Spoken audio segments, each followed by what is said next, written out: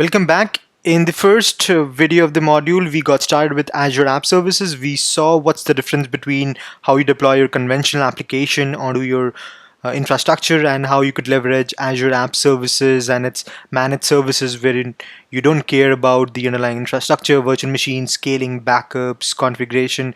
Everything is taken care by Azure itself, and what we take care of as a developer is just developing cool features for our customers and deploying those applications, be it .NET, Java, Ruby, Python, any language of your choice, any database of your choice, and within a few seconds you could just go ahead and deploy your application. In this video, it's going to be a demo wherein we're going to get started with Azure App Services. We're going to see how you could create your app services manually using the GUI. In the next video, we're going to learn how you could automate all of the processes which we're going to do. So without further ado, let's get started. So I'm onto my Azure portal, got a free trial version. In case you haven't got up, make sure you enroll yourself into Azure subscription. A free Azure gives you a free subscription of $200, which is more than enough to get started with your Azure journey. So what I'm going to do is I'm going to click on the app services. If you don't see on your dashboard, you could just type in Azure app services and that's going to give you the app service. It's going to be a brand new app services right in front of you. So you click on create the app service and then it's going to prompt you to create a resource group. I don't have a resource group at the moment, so I'm going to create a resource group that's going to be code red RG. And then you select the name of your app services. That's going to be code red demo probably, and that's going to look up that whether it's the name is available or not. That's going to be, this has to be a unique name, just like a storage account. So since it would have a DNS name unless you create your own one, so make sure that this is unique, and then you select whether you want to deploy it as a code or a Docker container. If you get to select Docker container, you get a chance to select the Linux or Windows OS, and then you've got your code, and then you select what type of application you want to deploy, whether it's .NET, ASP.NET, .NET Core, Java, whichever version you want, Tomcat, or and then Node.js, PHP, Python, Ruby, whatever application you want to deploy. So I'm going to select .NET 3.1. Obviously, since it's a Linux, Windows-based, more compatible with Windows, so I'm going to select the Windows as the operating system. I'm going to select the region. It doesn't matter to me much, so I'm going to select the Central US, and then the Windows plan. It selects the name, and then if you click on the change size, you get to select the plan. The plan going to be, remember we talked about multiple plans, that dev, standard, isolated, production. That's what this plans gives you. If you click on the dev one, it gives you very limited amount of features.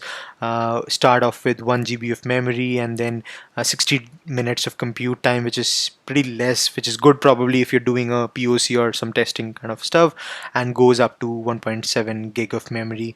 And then you've got your production workload, wherein you get features like SSL domain and all those features which are missing in the dev or test slot.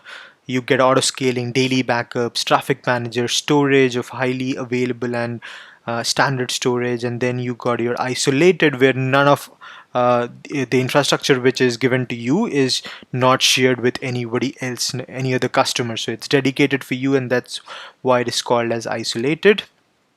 I'm going to select a pretty standard machine. I'm going to hit apply and then click on the next tab, which is monitoring. Application Insight is one of the monitoring inbuilt tool from Azure, which you can bind with your application so that you can kind of make sure that your application is continuously sending logs to Application Insights, and Application Insights is giving you a holistic overview of about your application, how many errors you've been receiving, who are the unique users, and all those sort of. So I'm going to select yes. I would highly recommend you use Application Insights. I've used it for multiple projects for my customers, and I've find it highly efficient when it comes to monitoring and alerting. Tags, if you want to give any tags, let's suppose you just want to give as owner as me, and then the type of apps gonna be .NET, and that's pretty much all. I am going to hit on review plus create, and I'm going to hit on create, and within few seconds it's going to start creating the resource group. Then it so you would notice that it would have, as soon as it creates the app service, it's going to have one app service and one app services plan. Let's give it a few seconds so that it starts to create the resources one by one. And you would see that the component are slowly being created. If I go to the resource group, Azure resource group, I should see the code red RG. If I click on it, we would see that we have an application insights, and then underneath it we would now have rest of the other resources as well. So app services is also created. If I go to my code RG resource group again, we would see that it has already got the app services plan. Now it's time to create the app services. And if we hit on the resource group again, we would see that now we have three resources. One is application insights for monitoring, one is app services, and another is plan. What's the difference? App services is the underlying infrastructure, your actual infrastructure where you deploy your application, be it .NET, Java, Ruby, Python. And app services is the plan which denotes that what is the plan of your app services, whether it's standard, free, basic, isolated, dedicated, and all those sort of information. If I click on the app services, it's going to take me to the dashboard of app services, wherein it's going to show me that, okay, if you want to browse to this app service, that's the by default app services which is running. If you don't have a domain name, you could just give it this to your customer and start using it. However, it would always be like your app name and then followed by the Azure website .NET, and that's your application demo application. You could always stop your application, and now if you just hit on the URL, your application won't be reachable. Yeah, app services now stopped. If I hit again, after a few seconds it should be unavailable, as you can see on the screen. Now if I again started, it should start catering to the request and application should be up. You get some sort of graphs like the 500 errors or the 500 requests, how many data in or data out request, average response time. If it's higher, you could set up alerts as well on all those sort of things. So that's kind of the holistic view of your app services. It's running with the resource group and with the plan and the URL of your application until you get your domain name sorted. And then you've got your tags. I'm going to touch base only on the important ones. Rest of them can be kind of self-explanatory. On the tags, you see that we've got two tags we created. And then if you go to the deployment slots, under the deployment, at the moment we would have only one deployment slot, which we created was code demo. However, you could create multiple deployment slots. So if you click on another add a slot and just give it a name as staging, and you could probably clone the settings, your app config, web config, everything, all the settings can be cloned from your previous app which is already deployed, and it's going to validate, and if you hit on add, it's going to add one more slot for you.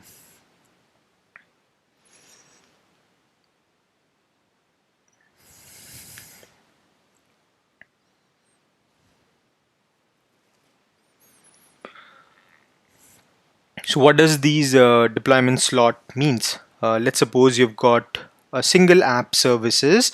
Let's suppose it's a e-commerce platform for XYZ company and you want to have multiple environments. So rather than creating multiple app services, what you could just do it, you could just clone your application and have multiple stages, like one staging and then production, and dev, sandbox, regression, and you could create multiple application, and you could see that the traffic percentage is 0 at the moment. You could always edit it and distribute your traffic to these one, and when you see that whenever the users are are able to hit this staging application and you're happy with all those features, you could just swap your staging with the production. You could simply click on swap and then you would be able to swap your application from production to staging. So this is highly beneficial when you want to test the new features and you want to only dedicate or roll out it for a few set of users, and then once you're happy without any downtime, you could just swap your application within few seconds. So that's the benefits of the deployment slots. And then you've got center as well. Deployment center is a new feature wherein you could just enable continuous integration and deployment, whether whether your code is sitting onto Azure Repo or GitHub or Bitbucket, local Git, everything could be set up using these CI/CD pipeline. You don't need to take care of deploying your application. Azure CI/CD deployment center could take care of it. What you could do it, you could go to Azure repos. If it's sitting on GitHub or Bitbucket, you need to authorize it. I've already got the Azure repo authorized, and then you've got two services, build service and the build pipeline. So whether you can either choose from Azure pipeline, or you could use the app services Kudu build service, which is going to be engine of your application, which builds your code and deploys to the app center. And then once your deployment center is integrated with Azure DevOps, you could just select the project, and once your Azure repos are and once your Azure repo is integrated, you could just list down all the projects, and then you've got your repo, then the branch, and then you can hit on continue. And if you click on finish, you should have your CI/CD setup. So whenever now you check in, commit any code onto that particular repo which we selected, it's going to deploy the code changes automatically to your Azure web apps. And this is how easy it is to set up CI/CD. Then you've got configuration. Configuration selects the app configs or web. Consider these as app or web configs of your application, where you could just have connection string, and you could just hide them and store them as a key value pair, rather than copying into your application as a plain text. Then you've got your authorization. We've got it off at the moment. However, you could always integrate Azure Active Directory and leverage the power of Azure Active Directory, which has been running for many decades, and then just use the power of those authentication and identity service. Then most important feature, one of the most important features which I really like, backups. If you are working on an enterprise application, there are high chances you need to take snapshots of your OS or backup of your code or database. So Azure Web Apps gives you that feature by default, and you don't need to write any scripts or anything. You could create as many backups in a day you want, and your application is highly available if something goes wrong. So you don't need to take care of creating any scripts or anything. Backups gonna take care of your application backup pretty easily. Custom domain. The domain which we used over here was an Azure domain. What does that mean? First, it has got your application name, which is code.red.demo, and then .website, Azure websites, and .net.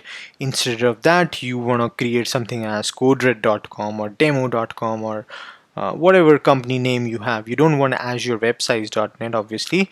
So you could use those domain. Now, if you have one from GoDaddy or BigRock or whatever domain name providers you have, you could just integrate your app with that particular domain. If you don't have a new one, you could just buy a domain from here. And yeah, that's easy how it is to map your domain name with your application. Then you've got your TLS and SSL settings.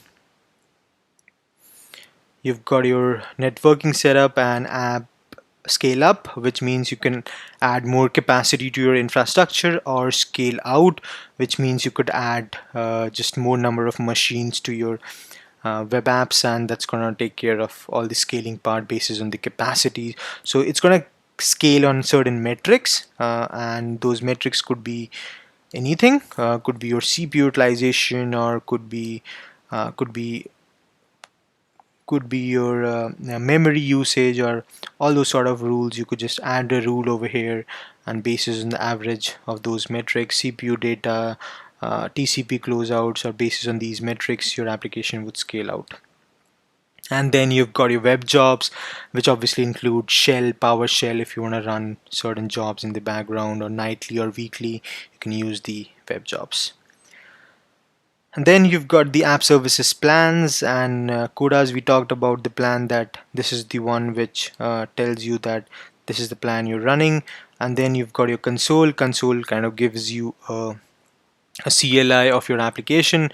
If I hit ls, all my code is going to be showed up. You see that these are my code directory. If I cat any of my file, it's going to give me